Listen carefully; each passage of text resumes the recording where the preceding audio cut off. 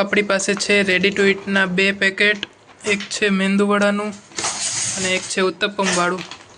તો આપણે અત્યારે બનાવવાના છે મેંદુવડા. રેડી ટુ મિક્સવાળું પેકેટ છે અને આમાં પાછળ આપેલું છે કઈ રીતના બનાવવાના. 500 ગ્રામનું પેકેટ છે અને આમાં 500 ml પાણી મિક્સ કરી દેવાનું. પછી અહીં લખેલું છે 10 મિનિટ સાઈડમાં રાખી દેવાનું અને પછી તળી નાખવાના. બાકી હમણાં હું બનાવું છું એટલે તમે જોજો. અને એ સિવાય આમાં તમારે કંઈ વેજીટેબલ એડ કરવું હોય તો કરી શકી, જે ઓપ્શનલ છે. ડુંગળી મરચું કંઈ કરવું હોય તો કરી શકી, બાકી ના કરી તોય ચાલે.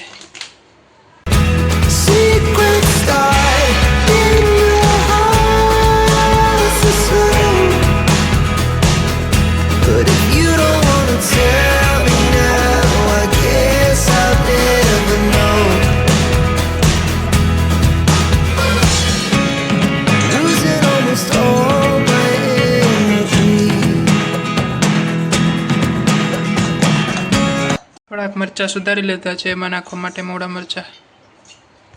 હવે આ બેટરને 10 મિનિટ રહેવા દેવાનું છે.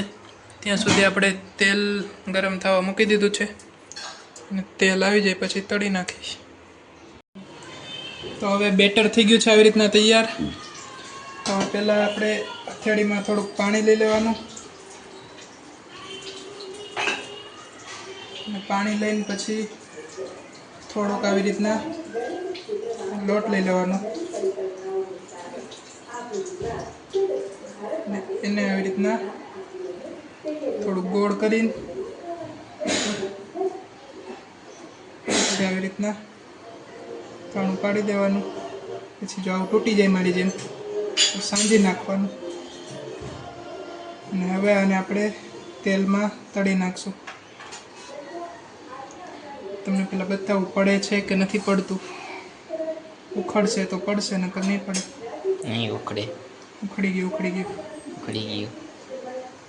આવું કાંઈ ન કરાય, બહાર જઈને ખાઈ લેવાય. ઉખડી તો ગયું. અત્યારે નાખો પછી નાખો, આવી જાવ અહીંયા.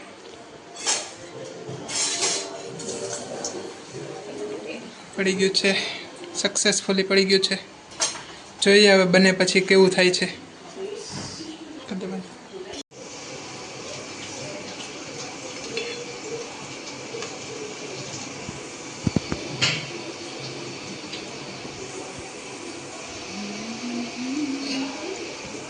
તો તૈયાર છે આપણા ગરમા ગરમ મેંદુવડા. અને હવે હું તમને ટેસ્ટ કરીને જણાવું કે કેવા લાગે છે. હજી તો એકદમ ગરમ છે, થોડાક ઠરી જાય પછી તમને કહું કેવા લાગે છે. તો હું તમને ટેસ્ટ કરીને જણાવું છું.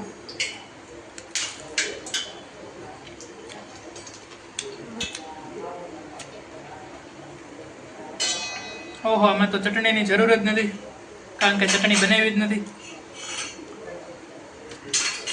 હા બીના